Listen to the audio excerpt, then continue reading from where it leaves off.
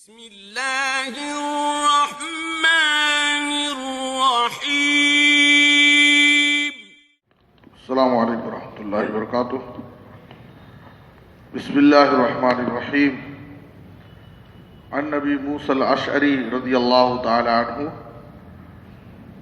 قال ان رسول اللہ صلی اللہ علیہ وسلم بریء من الصالقہ والحالقہ والشاقہ، رواہ مسلم۔ محترم حضرات، ایک مرتبہ ابو موسیٰ اشعری رضی اللہ تعالیٰ عنہ بیمار تھے اور سخت بیمار تھے، اور ان پر غشی طاری ہو گئی، بے ہوش ہو گئے، اور ان کا سر ان کی بیوی کے گود میں رکھا ہوا تھا، اور جب ان کی تکلیف زیادہ بڑھ گئی تو ان کے گھر کے افراد رونے لگے۔ گھر کی عورتیں ہیں، گھر میں سے چیخنے کی، رونے کی آوازیں شروع ہو گئی، لیکن وہ تکلیف کی وجہ سے ان کو منع نہیں کر سک رہے تھے۔ لیکن جیسے ہی ان کو افاقہ ہوا، ہوش آیا، تو فوراً انہوں نے کہا انا بریء ممن بریء منہ رسول اللہ صلی اللہ علیہ وسلم، میں بھی اس سے برات کا اعلان کرتا ہوں جس سے رسول اللہ صلی اللہ علیہ وسلم نے برات کا اعلان کیا۔ کہ پھر کہا کہ نبی صلی اللہ علیہ وسلم نے برات ظاہر کی، میرا ان سے کوئی تعلق نہیں ہے، میں ان سے بری ہوں۔ جو مصیبت اور پریشانی میں روئیں، چیخیں، چلائیں، الصالقہ والحالقہ، اور جو مصیبت اور پریشانی کے وقت اپنے سر حلق کرائیں، والشاقہ، اور جو مصیبت اور پریشانی کے وقت اپنے گریبان، اپنے کپڑے پھاڑے، کپڑے نوچے۔ یہ زمانے جاہلیت کی عادت تھی۔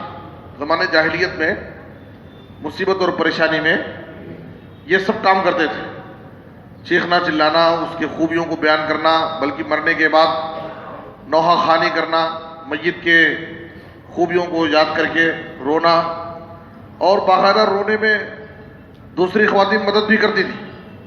بلکہ حدیث میں سنن نسائی میں ہے کہ کرائے پہ عورتیں بلائی جاتی تھی خریوں سے، اور اس بات کی علامت سمجھی جاتی تھی کہ مرنے والا شخص بڑا معزز ہے، بڑا آدمی تھا، جس کے مرنے پر اتنے سارے لوگ رو رہے تھے۔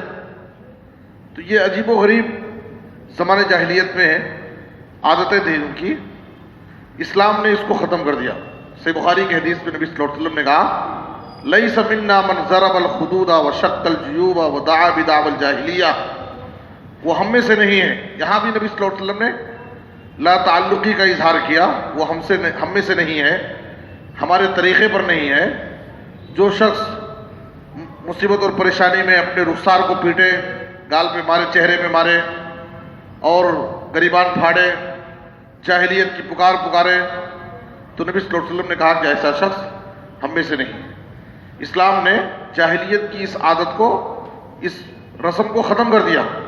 اور اسلامی نقطہ نظر جو ہے، قرآن مجید میں اللہ تعالیٰ نے مصیبت اور پریشانی میں مومنانہ کردار کیا ہے، ایک مومن کا کردار کیا ہونا چاہیے، سورہ بقرہ میں اللہ تعالیٰ نے کہا وَبَشِّرِ الصَّابِرِينَ الَّذِينَ إِذَا أَصَابَتْهُمْ مُصِيبَةٌ قَالُوا إِنَّا لِلَّهِ وَإِنَّا إِلَيْهِ رَاجِعُونَ أُولَئِكَ عَلَيْهِمْ صَلَوَاتٌ مِّن رَّبِّهِمْ وَرَحْمَةٌ وَأُولَئِكَ هُمُ الْمُهْتَدُونَ۔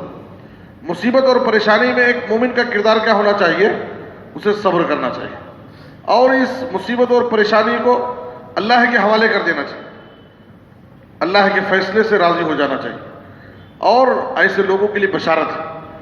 اور مصیبت اور پریشانی میں آدمی کو ثابت قدم رہنا چاہیے، اور اسے بسا اوقات اپنے گناہوں کو یاد کر کے اللہ سے استغفار بھی کرنا چاہیے، اس لیے کہ مصیبت اور پریشانیاں بسا اوقات انسان کے گناہوں کی وجہ سے بھی آتی ہیں۔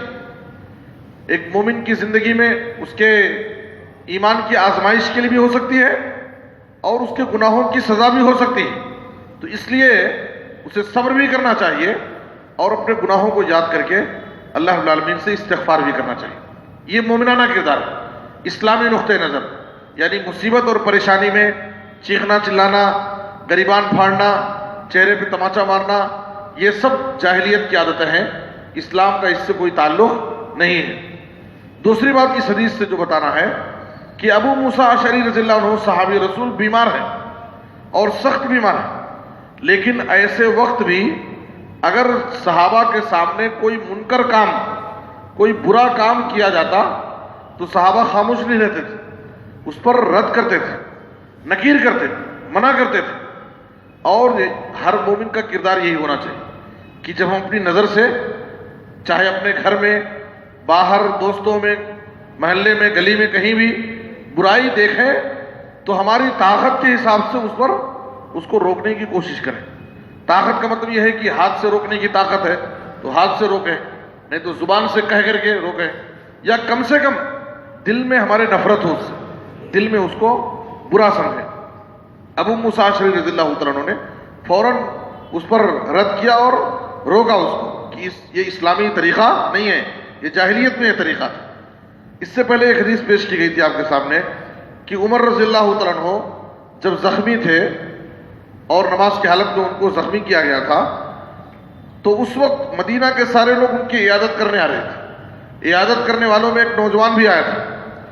نوجوان عیادت کر کے جب واپس جا رہا تھا تو اس کا ازار زمین پہ گھسیٹ رہا تھا۔ عمر رضی اللہ عنہ کی نظر اس پر پڑ جاتی ہے۔ آپ سوچئے کہ وہ بری طرح سے زخمی ہے اور بالکل نازک حالت میں ہے، لیکن جیسے ہی عمر رضی اللہ عنہ کی نظر اس نوجوان پر پڑی کہ وہ اپنے ازار کو زمین پر گھسیٹ رہا ہے تو کہا ردوا علی الغلام، اس نوجوان کو واپس بلاؤ میرے پاس۔